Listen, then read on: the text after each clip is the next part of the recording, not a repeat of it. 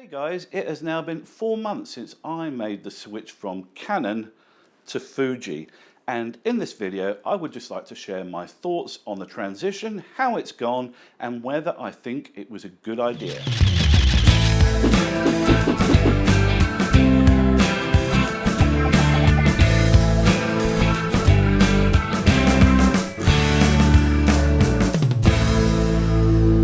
So firstly, let's talk about aesthetics. Now, if you look at the Canon, to me it seems like they designed this thing in a wind tunnel.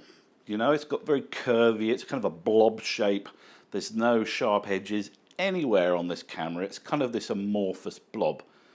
That never really bothered me to a great extent because this is about functionality above everything else.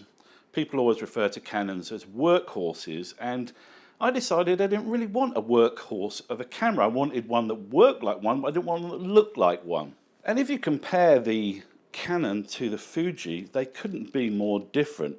This looks like a camera should look, in my opinion. It looks like an old film camera. I love the aesthetics of it. And I like to think that the guys that designed those film cameras, the old 35mm cameras and what have you, knew what they were talking about. I love the way this sits in my hand. The thumb grip isn't too massive, but it sits perfectly in there. And there's also a little wedge shape here that your thumb rests against so you can get a nice firm grip on the camera. I absolutely love having these dials on the top of the camera for the ISO, for the exposure, exposure compensation. I was of course surprised when I got this because it's my first mirrorless about how light it is. It's way lighter than my Canon 7D II, and even with a decent sized lens on here, it's not too heavy at all. Now I do have the 100 to 400mm telephoto, and all right, okay on that. It's a pretty heavy camera, but that's all down to that massive amount of glass on the front. But this is really, really light. One of the huge selling points for me on the X-T4 was the wonderful flip-out screen. This was the first camera that I've got that's had one of these, and I absolutely love it. I love how I can articulate this down and do those low shots, which I love shooting in the dunes on the beaches here in South Coast, New South Wales in Australia. I know a lot of people compose their shots using the back of the screen on the camera too.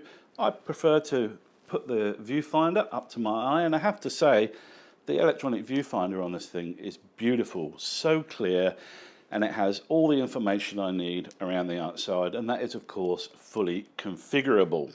One of the things that initially threw me was that I looked for the Aperture priority mode dial and couldn't find it, and I was thinking, okay, how do I do that? Because I shoot most of my photographs when I'm out shooting landscapes in Aperture priority mode.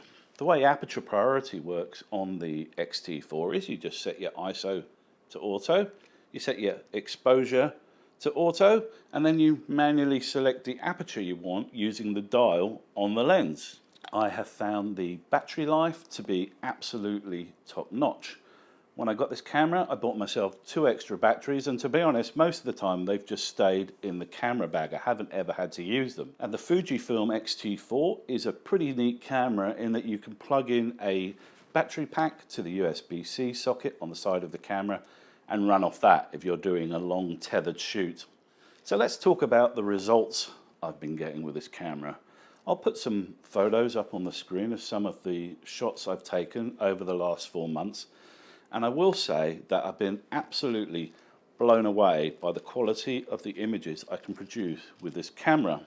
Fuji are well known for producing an amazing sensor in their cameras that produces results that are quite unlike those that you get on other cameras. Now, it's one thing being told that you get amazing colours with this camera, and it's another thing entirely to go out, take photos and discover that everybody was absolutely right.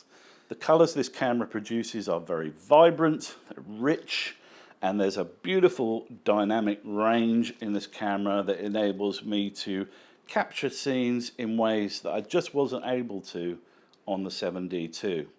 Just spilt some water on my t-shirt and I can't be bothered to go and change it, so I'm going to crack on with the video. Let's talk about lenses. Obviously, because I switched to Fuji, I had to replace all of my Canon lenses. And I made a couple of decisions around what I was going to do in terms of my landscape photography and my filmmaking, and they were the right choices for me. Your choices might be slightly different.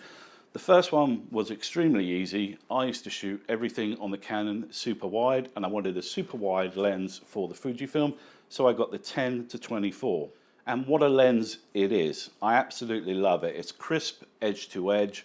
The clarity is amazing. I absolutely love it. The second lens I got was a kind of a vlogging lens. I got the 16-55mm. The third lens I got was a lighter walk-around telephoto, which was the cheapest chips, 50-230. And the last lens I got was the humongous XR 100-400 telephoto. Now, I was told that Fujifilm lenses were good, and in my experience, this is absolutely correct. The 4 lenses I own are either great or brilliant. There doesn't seem to be too much in the way of slack in the Fujifilm lens department. This is a big contrast from Canon, where there are some absolutely awful honking lenses in the lineup. All things being equal, I have to say I'm extremely happy I made the switch from Canon to Fuji. I love the photographs that I'm producing on the X-T4. I love the video that I'm shooting on the X-T4. I love the aesthetics of the camera. I love the lenses on the camera. I feel at home in the Fujifilm family, and I only wish I had made the switch a lot sooner. I'm greatly looking forward to the years to come with my X-T4, taking photographs and shooting video. So if you're a Canon or perhaps Nikon or maybe even Sony user at the moment and you're thinking of making the switch to Fujifilm, all I can say is come on in, the water is beautiful.